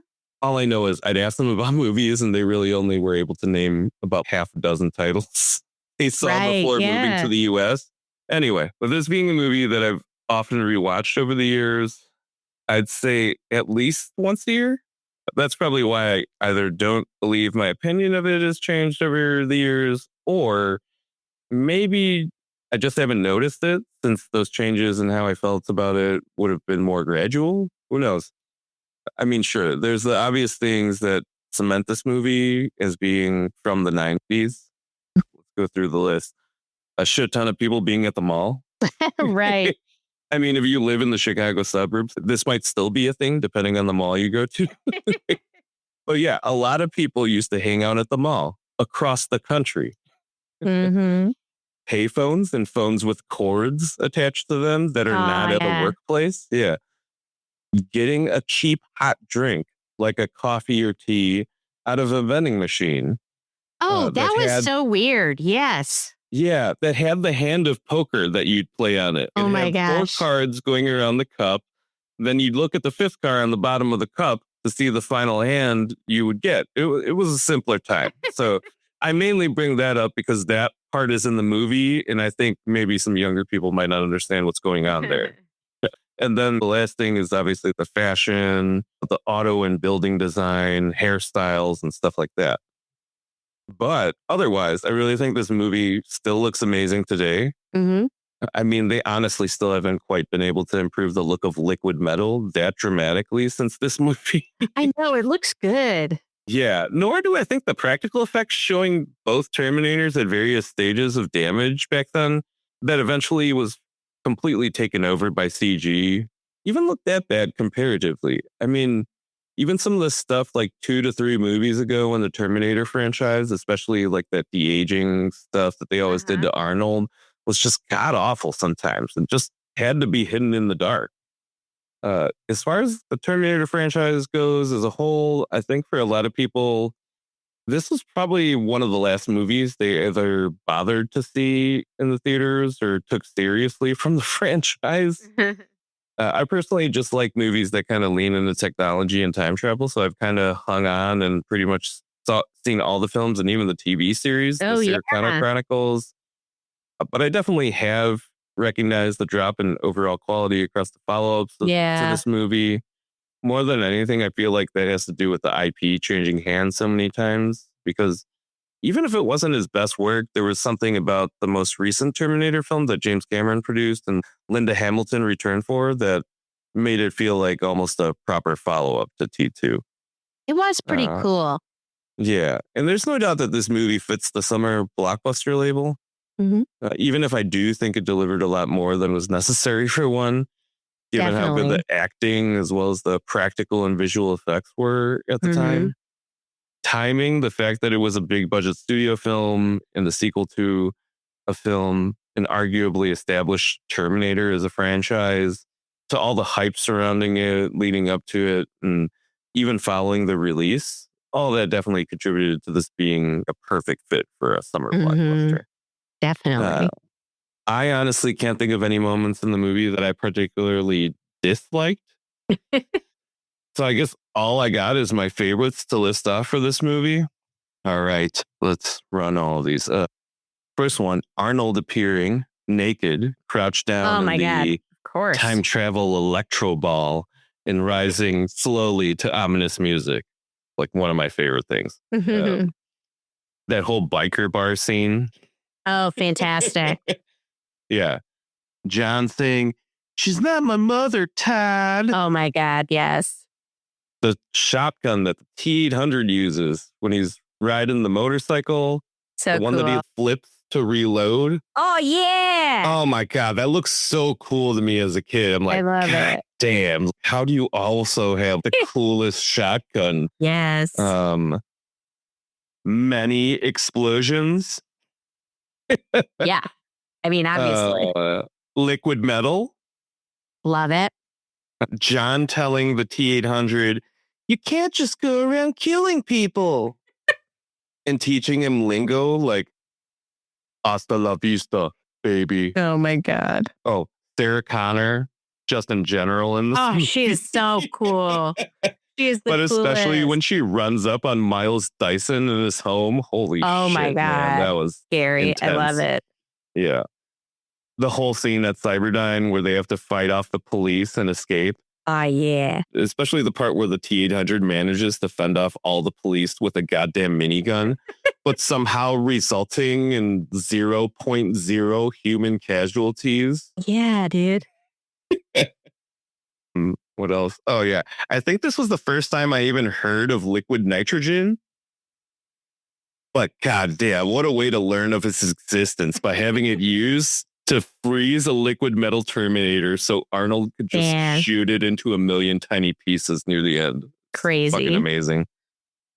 From the special edition cut, the scene where the T-800 scans and horribly replicates a human smile. That was a great laugh. And then, of course, Arnold's final lines during the scene where he's lowered into the molten steel and gives a thumbs up, which is, "I know now why you cry, but it is something I could never do." Damn. Yeah, man. This is definitely in my top 5 movies of all time. And I could probably say it probably is my favorite summer blockbuster of all time. Ooh, okay. Yeah. So, nice. Yeah. T2. What was your experience with it? I'm kind of interested. I don't think I saw it till I was probably in my 20s or 30s. Oh, wow. I mostly knew about it from Wayne's World. Oh, yeah. When Robert Patrick's like, "Have you seen this child?" or whatever. Yes. Have you seen this boy? Yes. Yes. You're so good at the Terminator related impressions. I thought that was very funny, but it was still in the zeitgeist. So there are moments that obviously anything with him appearing in the nude, that's definitely going to make it out there. So I knew about that. I really thought that Sarah Connor was the coolest. Like I thought she was so cool, so tough. I'm like, I want to be a tough girl. I mean, I don't want to be locked up and I don't want to be a party to the end of civilization, but the muscles, that would be fun. And then I remember being very freaked out by her dream sequence.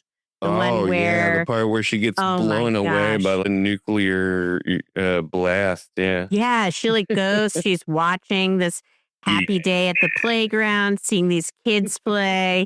She tries to warn them, but they don't notice. She got that. She got that line when she was yelling at Dr. Silverman from the recording. I'm trying to remember if the line was something like, anybody who's not wearing SPF 1 million is going to have a bad fucking day.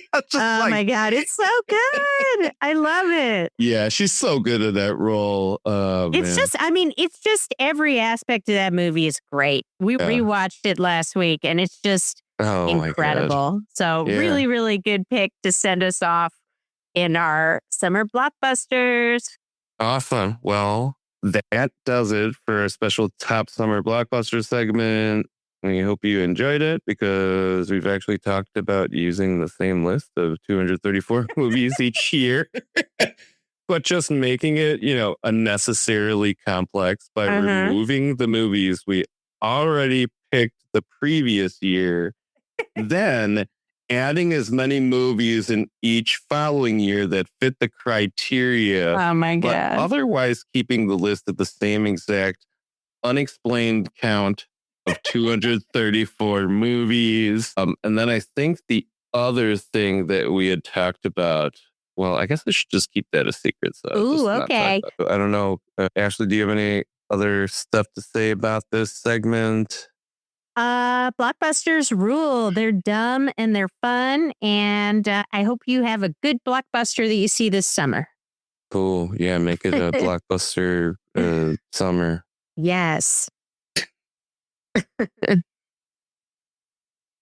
Sush, what's going on with the season premiere of Silo? Well, season premiere titled Who Are You? Great name. It opens several months following the events of the season 2 finale, where Juliet has somehow survived the incinerator chamber and returned to Silo 18. The population credit her with bringing peace back to the silo and views her as a symbol of hope and renewal, with her now occupying a position of leadership within the silo. However, it's soon revealed that Juliet's dealing with serious memory loss, unable to remember much about the events leading up to her confrontation with Bernard, leaving her dependent on others to explain who she is and what happened. As Juliet continues to adjust to her new reality, we see Camille Sims has more or less been assigned to her as a personal assistant, offering guidance and reassurance whenever she becomes overwhelmed. The narrative then shifts unexpectedly to a second timeline, which I'll refer to as the flashback timeline, kind of like how I did over with Monarch. Oh my God, you're always getting these timelines. Yeah. Set centuries earlier in Washington, D.C., there, an Air Force officer moves cautiously through the city. She's changing routes and taking precautions to avoid surveillance or pursuit, and eventually meets with a man. It's revealed the woman is Charlotte Keene, as she meets at a park bench with her brother, Congressman Daniel Keene. She seems unable to tell him directly what's going on, only encouraging him to get on a Senator Thurman's Iran committee and to provide details to a reporter that he crossed paths with earlier. Oh. Back in the present, we see Julia asleep as fragmented memories of her final encounter with Bernard begin to break through her amnesia, and she's forced awake. We see Camille arriving immediately following the incident to hear Juliet frantically describe what she seemed to remember and seemingly encourage her to deny any significance of these flashbacks. Oof. Later, Robertson's escorting Juliet to the door of the incinerator chamber, explaining her memory loss resulted from the trauma she suffered during the fire, presents a straightforward account of the events that followed. According to the story she's told, Bernard died from injuries sustained during the incident, while she survived but lost her memories. Although Robert and his wife both appear eager to help, it's revealed in a flashback that he actually took Bernard's life, suffocating him after he survived the chamber. Oh, man. And together, they've seemingly been manipulating Juliet's return to better their own situation. Damn. We cut to another scene in the flashback timeline where Congressman Keene meets with Senator Thurman, and potential connections are reinforced between a drill that he helped engineer and what eventually came to be with the silos. Their conversation reveals a backdrop of a nation facing political turmoil after a dirty bomb attack that has been attributed to Iran. The meeting concludes fairly quickly with Thurman telling Keen she'll keep him posted on his status with her Iran committee. Back in the present, Juliet attends her first major council meeting under the silo's new leadership as Robert passionately outlines a series of reforms that he claims are reshaping Silo 18 and recounts how surveillance has supposedly been reduced, governing rules are being revised, and the administration presents itself as more open and democratic than under Bernard, eventually rounding back to credit Juliet with inspiring the positive changes, though she's clearly still uncertain how to feel given her memory loss.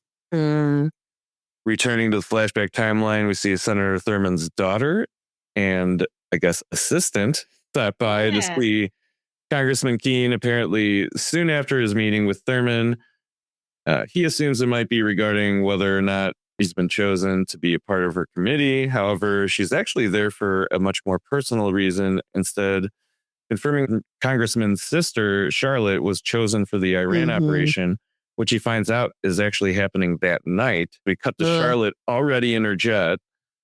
As her squad approaches the destination and enter dense clouds, they soon see some kind of slime appearing on their instrument panels. As their jets begin to malfunction, we see Keen led back to meet with Thurman, who reveals his sister was actually not a part of the Iran mission being covered on the news, but rather a secret mission.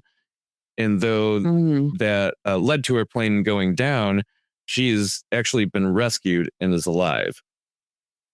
Cutting back to the present, we see Juliet listen to various representatives discuss the silo's future, but still noticeably distracted by the persistent feeling that something important has been taken from her. The atmosphere is tense and paranoid, with many arguing how to best respond to different concerns.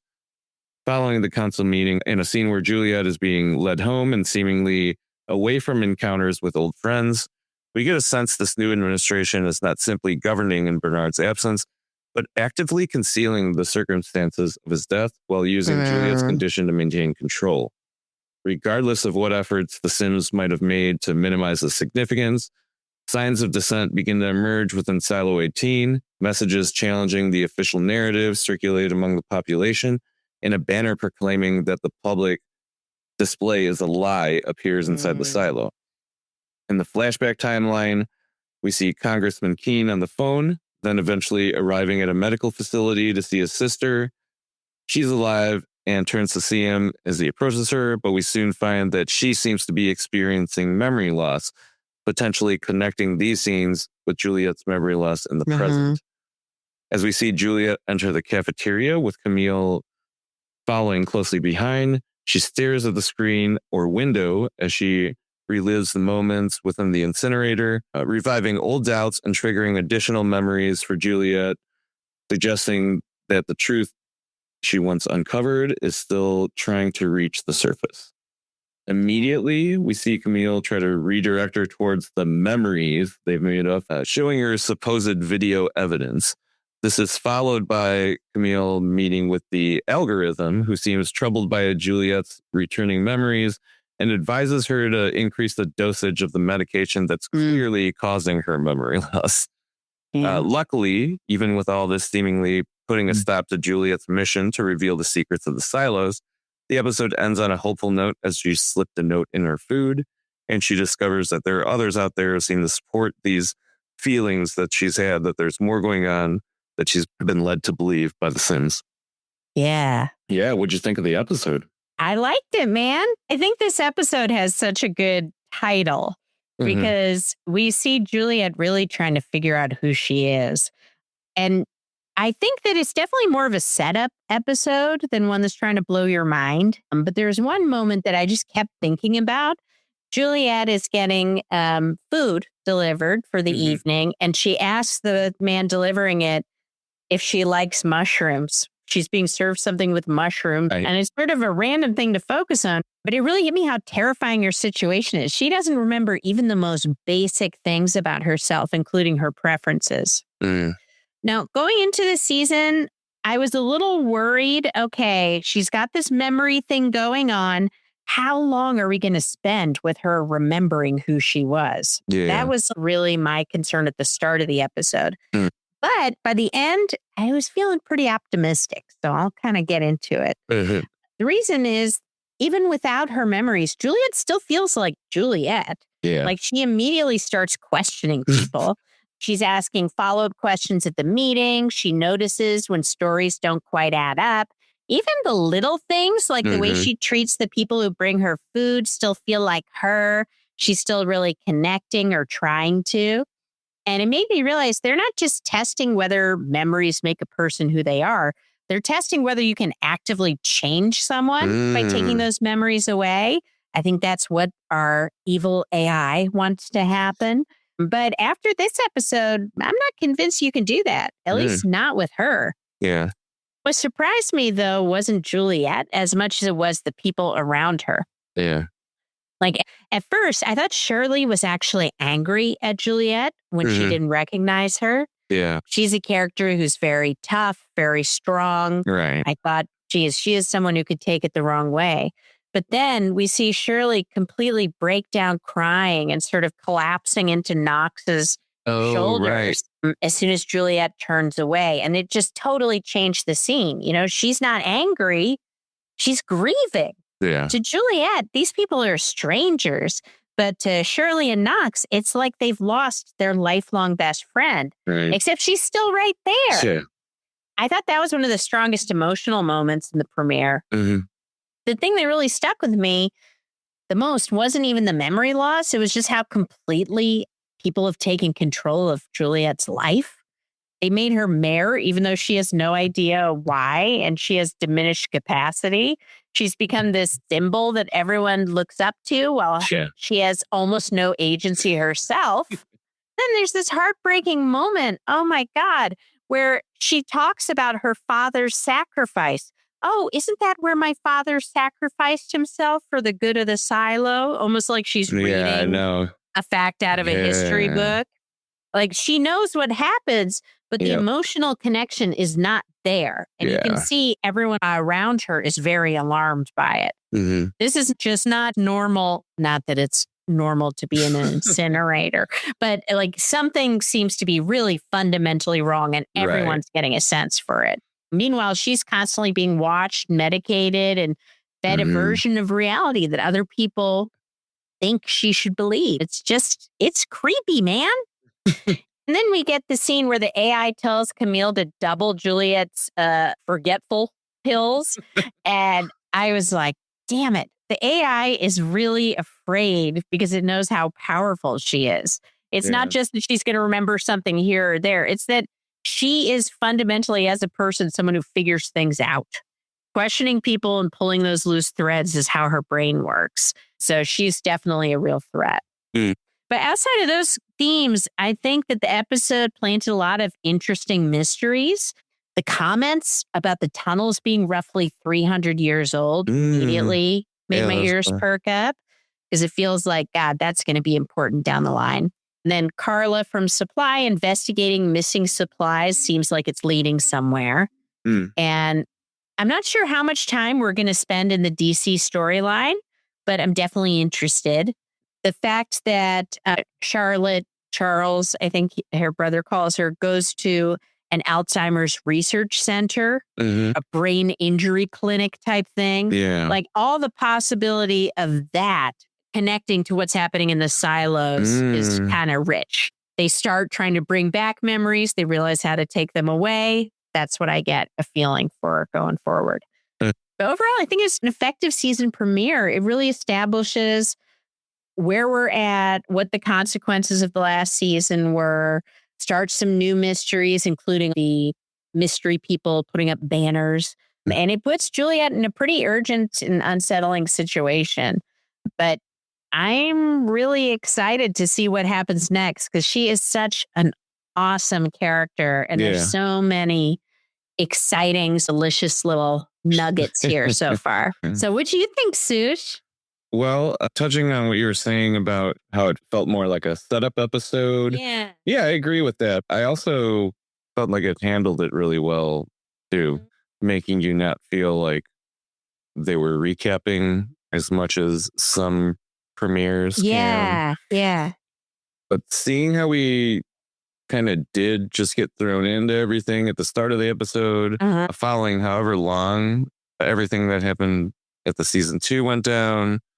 Yeah, I admit it was also pretty jarring, and it was hard to figure out how I felt about the episode initially, too. Probably the best example early on was feeling like it was kind of silly that they had a lady in the crowd at the council meeting trying to flip a badge that was owned by Juliet. She only wants to accept trades, though. So the other item is also another item owned by her being offered in exchange, just so they can show you how much of an icon she's become to everyone. But later I did feel that it probably was a legitimately good way to illustrate how willing some people might be to believe in anything that might be implying a better tomorrow. So I kind of dialed back a little bit on that. But ultimately, I ended up enjoying the episode since I feel like the showrunners likely wanted to kick off the season with these seemingly random scenes and flashbacks to maybe parallel the kind of disorienting feeling that Juliet is experiencing herself. I really do think I was meant to feel as uneasy as I did as she's revealing how convinced she is that stuff is being kept from her leading up to the end of the episode, revealing that there's others out there who at least want to let her know that she's not wrong, if not provide some sort of help to reveal that truth for her. Speaking about the truth, but more specifically in regard to the past events of the show, I really enjoyed that we're finally seeing some scenes that took place leading up to the silos being populated, because I think that was probably the biggest thing for me. I felt like, you spent 2 seasons without really explaining how this even came to be. That was like the big thing that was missing. So I'm glad that they're finally getting around to that in season 3. I almost feel like this mission that the congressman's sister was flying in, where they encountered that weird goo. Weird kind of goo. Weapons test. Yeah, that is weird. I'm very curious about that. Yeah, but I have to assume we'll either find it was one being carried out by the Iranians, since I can't see at least the proper U.S. government admitting to carrying out a test like this, and also telling each congressman his sister was used as a guinea pig. Or it's something created by scientists outside of this conflict, and maybe down to some other black ops group, or maybe aliens. I don't know. Who knows where this show can go? Because I feel like when you're underground, and that's really all we've been shown, there's so much that it could be. Regardless, I thought the goo, as it was covering the instrument panels, kind of looked like maybe it could have been comprised of nanos or whatever. But maybe that's just a side effect of it covering digital displays and wasn't an intended visual effect. But I did think that was kind of cool looking. So maybe they just lucked out. I don't know. I'm really eager to find out how exactly the Sims were able to involve themselves so deeply with Juliet's situation, with her recovery and everything. Like, I assume based on the flashbacks we see that Robert could have likely been the one that got her out of the incinerator. But I just find it strange that others are just going along with it, given that people already were under the impression that there were secrets being kept from them about the silos and all that before she even returned. Sure, I guess it's pretty much a miracle to these people that she was sent out to clean and returned alive. Yeah, man. But like, how did we get from that point to her putting her trust in the Sims to so many in the silo just seemingly going along with what they decided or has had Juliet recommend that everyone do? Even though I definitely enjoyed the episode, I thought and was hoping I'd have more to talk about as far as the premiere, but I eventually realized that the reason why I didn't was because there was a lot more setup, like you said, for things to come in the present timeline. Time and effort was used this episode to reinforce these ideas that even though the Sims have been trying to keep things from Juliet, there are still people out there that want to help her continue with her efforts to find out more about the history and the secrets of the silos, as well as flashback timeline now. All I know is there's this 10-episode Apple TV season, and I know sometimes their 8 to 10 episode seasons can feel rushed. Regardless, I'm happy to have one of our favorite shows back, and I'm really looking forward to hearing how the silos came to be. Me too. Maybe even more than the actual new events that are going to happen. So That's yeah, going to be just pretty cool. really looking forward to it. I think it's a great way to kick off a new season by showing us some new stuff, but also low key, just kind of reminding us of some things that have been going on. Yeah. So yeah, Ooh, I'm excited to see what happens. yeah, we'll catch up with that next week. Yay. Ashley, Yes. what are we watching next? Next week, we're going to be discussing Evil Dead Rise and, oh my God, the live action version of Disney's Moana. Man, I just gotta say, every time I see The Rock in the trailers for that movie, dude looks like he's wearing a goose suit, which absolutely doesn't make sense given how legitimately huge that man is. Oh my but God. maybe it's like the makeup or whatever they applied to him that makes it look like not actual skin. Oh God. Looks like rubber. It's wild. But yeah, also for TV, we'll be talking about season 3, episode 2 of Silo. Yay. Well, thanks so much for listening, guys. We really hope you had a good time. We hope you had a great 4th of July. And yeah, thanks. Yeah, I hope you enjoyed listening to us talk about summer blockbusters. Blockbusters. Make sure to subscribe, rate, and review, Yeah. preferably positive, like how the big movie studios are positive that they're going to make money off of summer blockbusters, Ooh. even if they end up sucking. Yep. And then also remember to follow us on social media, TikTok, Instagram, Facebook. Other than that, we will catch you guys next week. That's Have a right. good Bye, one. guys. Thanks. Laughter in the air, friendships touch. Movies and delights, we'll share so much. Let's enjoy this side.